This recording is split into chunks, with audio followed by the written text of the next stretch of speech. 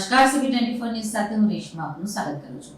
કચ્છના ગાંધીધામની એક મહિલાને ગુજરાત હાઈકોર્ટના ન્યાયથી પોતાનું ભવિષ્ય ઉજળું કરી બતાવ્યું છે. જીપીએસસીની જાતીય અસંવેદનશીલતાનો વિરોધ નોંધાવતા એક મહિલાએ ગુજરાત હાઈકોર્ટમાં પિટિશન દાખલ કરી છે. ગુજરાત હાઈકોર્ટે સમક્ષ અરજદારે એવી રજૂઆત મૂકી હતી કે તાજેતરમાં જ લેવાયેલી જીએમડીસીના ફાઇનાન્સ અને એકાઉન્ટ વિભાગમાં આસિસ્ટન્ટ મેનેજરની જગ્યા માટે લિખિત પરીક્ષાઓ પાસ કરી ચૂકેલ મહિલા ઉમેદવાર સાથે અન્યાય થઈ રહ્યો છે. અગાઉ તબક્કાવારની પરીક્ષાઓમાં મહિલા ઉમેદવાર પરીક્ષાઓ પાસ કરી ચૂકી હતી, પરંતુ આગામી સમયમાં ડિસેમ્બર 2023માં લેવાનારી ઇન્ટરવ્યૂ દરમિયાન તેઓ હાજર રહી શકે તેમ નથી. કારણ કે ઇન્ટરવ્યૂના દિવસો દરમિયાન અરજદાર મહિલા ગર્ભવતી હોવાના લીધે પોતાના નિવાસ સ્થાન ગાંધીધામથી મુસાફરી કરી ગાંધીનગર ઇન્ટરવ્યૂ આપવા જવું તેમના માટે અશક્ય હતું.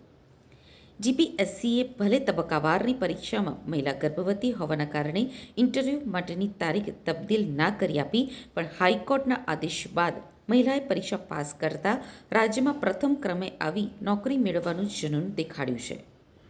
ડોક્ટરની સલાહ મુજબ મહિલા માટે મુસાફરી કરી શકાય તેમ ન હતી, જેથી મહિલાએ જીપીએસસી સંલગ્ન વિભાગને લિખિતમાં પુરાવા સાથે જાણ કરી છે.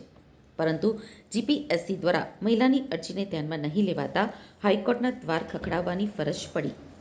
આ પિટિશન ગુજરાત હાઈકોર્ટમાં ન્યાયાધીશ નિખિલ કેરિયલ સમક્ષ મહિલા તરફથી એડવોકેટ બ્રિજેશ રામાનુજ મારફતે કોર્ટમાં મૂકવામાં આવી. જીપીએસસીએ ભલે તબક્કાવારની પરીક્ષામાં મહિલા ગર્ભવતી હોવાના કારણે ઇન્ટરવ્યૂ માટેની તારીખ તબદીલ ના કરી આપી, પણ હાઈકોર્ટના આદેશ બાદ મહિલાએ પરીક્ષા પાસ કરતા રાજ્યમાં પ્રથમ ક્રમે આવી નોકરી મેળવવાનું જનૂન દેખાડ્યું છે.